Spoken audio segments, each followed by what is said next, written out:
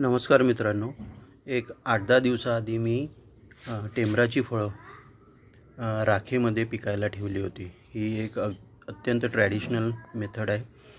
खेड्यातले लोक ही पद्धत वापरतात आणि पहा, आज 10 दिवसानंतर ही फळं आता पिकली आहेत।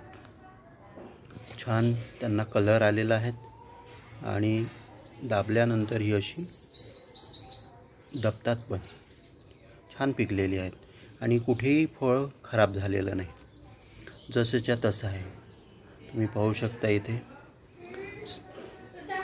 सर्व साइडनी ते चांगलं आहे, खराब झालेलं नाही, काही नाही। त्याची क्वालिटी जशीच्या तशी आहे।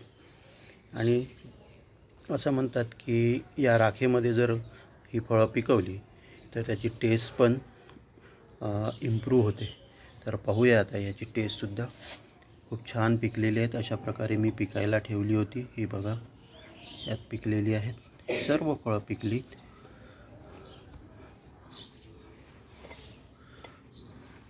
काही अजूनही कच्ची आहेत, थोडीशी कच्ची आहेत। ही थोडे कच्चे आहेत, थोडे पिकले आहेत। पुन्हा त्यांना 1-2-4 दिवस लागतील असं वाटतं। हे पाहे, थोडं कच्चं आहे, दबत आहे, पण फार दबत नाही, तरी पण याला ठेवावं लागेल। तर अशी ही फळं मी पिकायला ठेवली होती, ती आज पिकली आहेत।